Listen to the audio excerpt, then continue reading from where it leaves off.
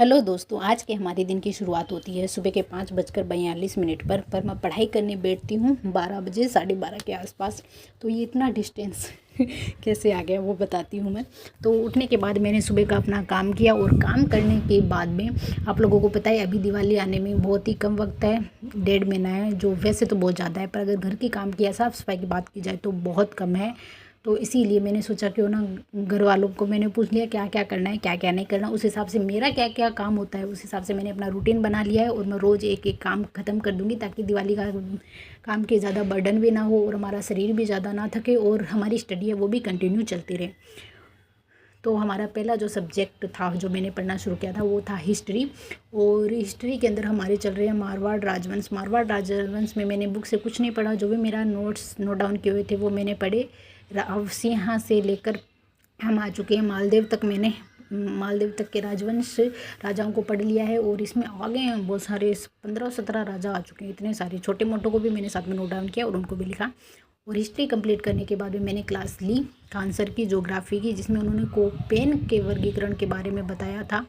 और इस खान सर की क्लास लेते लेते मुझे नींद आ रही थी तो मैंने मुश्किल से खान सर की क्लास कंप्लीट की और फिर मैं सो गई। और सोने के बाद जब मैं उठी तो मैंने फिर मैथ पढ़ा और मैथ के अंदर एवरेज टॉपिक है वो हमारा चल रहा है। तो एवरेज के अंदर मेरी 4th क्लास थी और टोटल सर के लिए 5 क्लास है, ठीक है।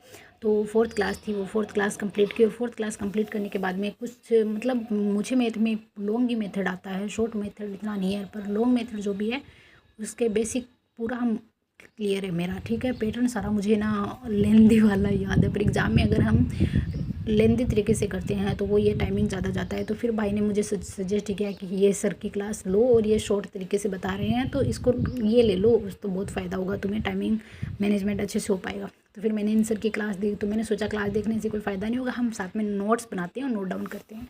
तो मैंने सर की क्लास को नोट डाउन किया, पर काफ़ी टाइम लग गया सर की क्लास को भी नोट डाउन करने में, क्योंकि अगर आप ये 1.5 घंटे क्लास आप ऐसे लेते हो तो चलो 45 मिनट में कंप्लीट हो जाती है, पर अगर आप नोट डाउन करते हो तो डबल टाइमिंग लगेगा। तो मैंने सोचा नोट डाउन ही कर लेती हूँ, ऐसे देखने में तो वैसे भी फ़ायदा नहीं है। तो मैंने नोट डाउन किया, फिर हम इसकी प्रैक्टिस करते रहेंगे बैक टू बैक।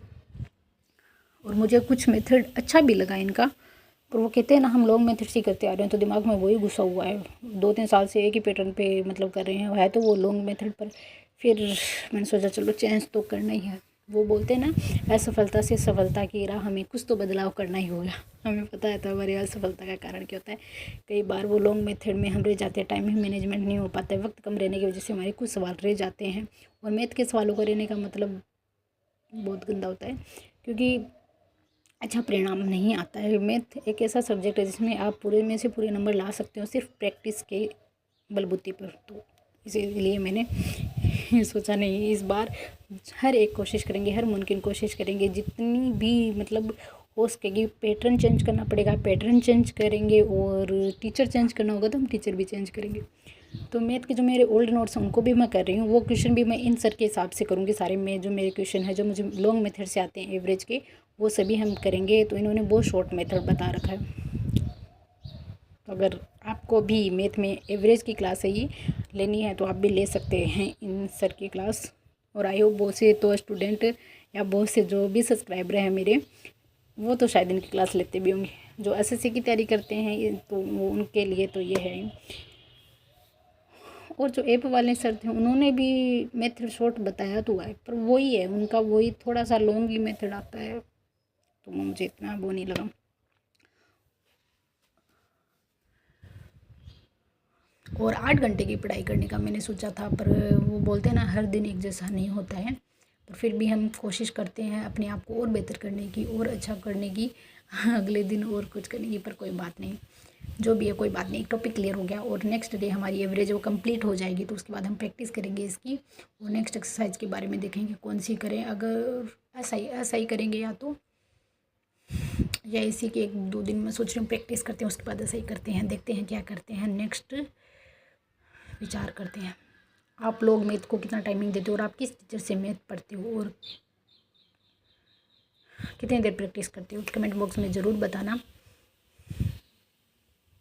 और आपके मैथ के फेवरेट सर कौन है वो भी बताना। मैंने ना गगन प्रताप सर की भी क्लास ली, पर वो मुझे थोड़ा हाई लेवल लगा। देखो अभी मेरा बैकग्राउंड मैथ का नहीं है, तो मुझे बहुत हाई लेवल लगा उनका, इसलिए मैंने सोचा ये करते हैं। और मैथ पढ़ने के बाद में हम आ जाते हैं अपने iOS की नोट्स के ऊपर। ये हमारा चैप्टर भी ख़त्म हो गया। इसके अंदर स्कूल मैनेजमेंट प्लस जो RT एक्ट दे रखा था, उन दोनों को मिला के कुछ सुझाव दे रखे थे, तो मैंने उनको पढ़ा। और कुछ थोड़ा बहुत ही था, आज तो ज़्यादा नोट डाउन करने के लिए नहीं था, क्योंकि इनमें बहुत सिंपल बातें थी जो सर ने मतलब लिख रखी थी अच्छे से ही, तो मुझे बहुत कम लिखना था और पढ़ना था, और ये फटाफट ख़त्म हो गया। आधे घंटे या 45 मिनट तक मेरे ये चली थी। 1.5 पेज था जो मैंने लगभग 1.5 पेज के अकॉर्डिंग था, फिर मैंने इसको पढ़ लिया। और ये बहुत रियल में बताऊँ क्या, जो भी चैप्टर मैंने स्टार्ट करी ब्लॉक फर्स्ट, बहुत बोरिंग है। इंटरेस्टिंग, मैं बोलूँ कि इंटरेस्टिंग भी है, पर वो वैसे कुछ नहीं है कि तुम लगा पढ़ लो और समझ लो। इसमें फैक्ट हैं जो आपको याद करने होंगे। तो एसएससी हो गया, जैसे सर्व शिक्षा अभियान हो गया हमारा, उसके अंदर क्या दे रखा है वो हो गया। और यूईई हो गया, यूनिवर्सल एलिमेंट्री एजुकेशन हो गया, तो प्रारंभिक शिक्षा का सार्वत्रिकीकरण हो गया। तो इसके अंदर इन्होंने बहुत से डाटा होंगे जो आपको याद करने को, पॉइंट होंगे जो फैक्ट होंगे जो डायरेक्टली आपको याद करने पड़ेंगे। तो इसलिए मैं इसको थोड़ा बोरिंग मानती हूँ। मैं बहुत अच्छा मानती हूँ कि मैंने इसी से शुरुआत की, अदरवाइज मैं और से शुरुआत करती, कोई और टॉपिक लेती, ब्लॉक फर्स्ट ना लेके कुछ और ब्लॉक ले लेती, मतलब विज्ञान, हिंदी, इंग्लिश को जो भी मैटर उनका कोई ब्लॉक लेती, तो वो बहुत मुश्किल हो जाता है फिर इसको पढ़ना, ये बहुत बोरिंग हो जाता है। और अभी स्टार्टिंग में अगर हम रेगुलर इसको पढ़ रही हूँ तो मेरे लिए ठीक है। उसके बाद मैंने शुरू किया टेस्ट, और मैं क्या करती हूँ कि टेस्ट के अंदर आज जो मैंने टेस्ट दिया है उसको मैं आज नहीं करती हूँ, नेक्स्ट डे उस टेस्ट का एनालिसिस करती हूँ कि कल वाले टेस्ट में कौन से क्वेश्चन थे जो मुझे नहीं आए, और वो नोट डाउन करने के बाद में मैं नेक्स्ट आगे वाला टेस्ट देती हूँ। मैं ऐसा नहीं करती हूँ कि आज टेस्ट दो जाए इसका एनालिसिस आज ही करो, थोड़ा सा बोरिंग हो जाता है मेरे लिए, बोरिंग भी होता है। और थोड़ा वो बोलते हैं ना, नेक्स्ट डे अगर हम वापस उन्हीं चीज़ों को देखते हैं तो वो थोड़ा रिवाइज भी हो जाती है, जो हमारा सही क्वेश्चन है वो रिवाइज हो जाते हैं, और जो नहीं है वो हमारे दिमाग में था ये गलत था, इसका ये उत्तर था, फिर उसको मैं नोट डाउन कर लेती हूँ। और मुझे ये लगता है कि टेस्ट देना चाहिए, जो भी टेस्ट नहीं देते हैं वो प्लीज़ टेस्ट देना शुरू कर दीजिए। और मैं ये टेस्ट 3rd ग्रेड का ही दे रही हूँ, जिसके अंदर 50 क्वेश्चन जीके का जो सेक्शन है उसी के ही टेस्ट दे रही हूँ। अदर सब्जेक्ट के जो हमारे हैं उनका नहीं दे रही हूँ, सिर्फ जीके का ही टेस्ट दे रही हूँ, जिसके अंदर हिस्ट्री, ज्योग्राफी, कल्चर से रिलेटेड क्वेश्चन आ रहे हैं। पॉलिटी से भी क्वेश्चन आ जाते हैं, बहुत कम आते हैं पर आ जाते हैं एक दो। तो जो भी क्वेश्चन गलत हैं वो नोट डाउन कर लो, और फिर उनको आप नेक्स्ट डे पढ़ते रहो, तो ये ज़्यादा बेहतर है। क्योंकि मुझे पता है जब हमारे बहुत सारे टेस्ट हो जाएंगे उसके बाद में हम फ़ोन ओपन करके या इस तरीके से नहीं पढ़ सकते उनको, और हमारा नोट डाउन क्या होगा तो हम फिर रजिस्टर ओपन करेंगे और फिर पढ़ लेंगे। तो ये मेरा मानना है। तो बज चुके थे 11:30, और 11:30 बजे तक हम पढ़ चुके हैं 5 घंटा, और हमें पढ़ना कितना है 8 घंटा, पर फिर भी मैंने 1 घंटा और उसके बाद में पढ़ने की कोशिश की, यानी टोटल हमारी 6 घंटे हुई पढ़ाई की। चलिए मिलते हैं अगले वीडियो में, चैनल को सब्सक्राइब कर देना। Bye bye, take